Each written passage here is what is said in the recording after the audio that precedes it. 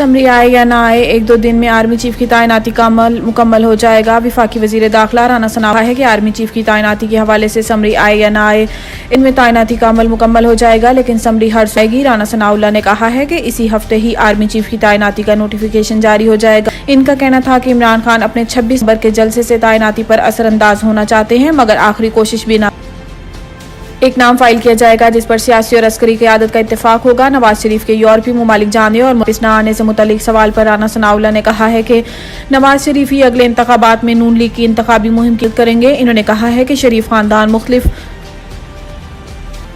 हवादत से गुजरा है, अगर इन्होंने किसी दो जाने का प्रोग्राम बना लिया है तो इसे अयाशी ना समझा जाए। आर्मी चीफ गया है। वजीर दिफा ख्वाजा आसिफ ने कहा है कि आर्मी चीफ की तकर्रुर से मुतल्लिक वजारत दिफा को वजीर आजम का खत्म हो गया है, जिसका जनरल हेड क्वार्टर को भी बताया गया है। कौमी असम्बली में खिताब करते हुए ख्वाजा आसिफ का कहना था कि इन इदारों ने 4 साल इमरान खान को सपोर्ट किया। इमरान खान 4 साल सपोर्ट के बावजूद कुछ ना कर सके तो इदारों पर हमला ना करें। इन्होंने कि एक इदारे के सरबराह की तकर्रुरी के हवाले से गलत खबरें चली। इस इदारे का माजी में एक किरदार रहा है, वो किरदार मावराए तहत किरदार अदा करना चाहता है। आज 75 साल बाद अगर इदारा आइन के तार चाहता है तो इसमें रुकावट नहीं डालनी चाहिए। आर्मी चीफ की तकर्रुरी से मुतल्लिक ख्वाजा आसिफ का कहना था कि आज वजारत दिफा को वजीर आजम का खत मौसूल हुआ है और इसका जनरल हेड क्वार्टर्स को बता दिया गया है। 2-3 रोज में तमाम मरहला मुकम्मल हो जाएगा और ये हिजान खत्म हो जाएगा। इसके बाद खान के साथ भी 2 हाथ कर लेंगे। इन्होंने कहा है कि इमरान खान तोशा खाने के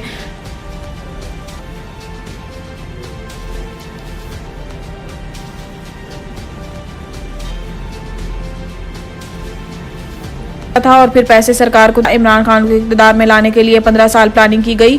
ये एक शर्मनाक दास्तान है। सिर्फ सियासतदान नहीं, पावर स्ट्रक्चर के तमाम जिम्मेदारान मुलव्वस रहे। इनका कहना था कि इमरान खान ने सियासत के साथ भी नुकसान पहुंचाया और लफ्ज न्यूट्रल को ताना बना दिया। इदारा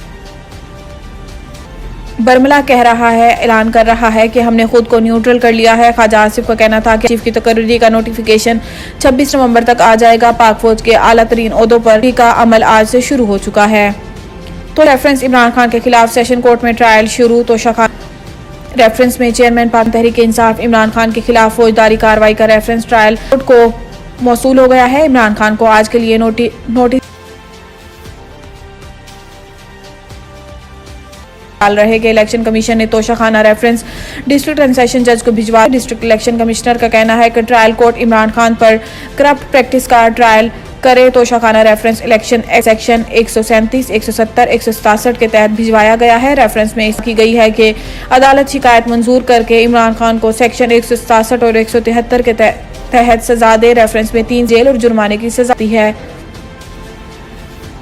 2 से 3 दिन में नवाज शरीफ और नासिर जाएंगे। या में वॉइस आवाज आ रही है, अंदर आ गया हुआ है।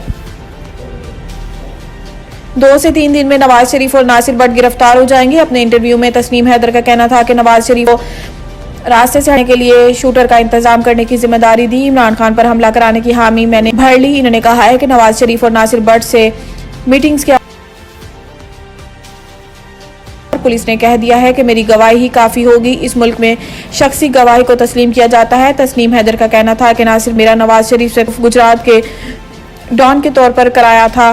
पंजाब की मुशीर दाखिला उमर चीमा के दोस्त लियाकत को 29 अक्टूबर को सूरत हाल से आगाह कर दिया था और इन्होंने मदद के जरिए इमरान खान को खतरे से आगाह किया। इमरान खान ने मलिक कहा कि मामला अल्लाह पर छोड़ दिया है, कि कुछ नहीं कर सकते। इनका मजीद कहना था कि नासिर भट्ट ने बताया था कि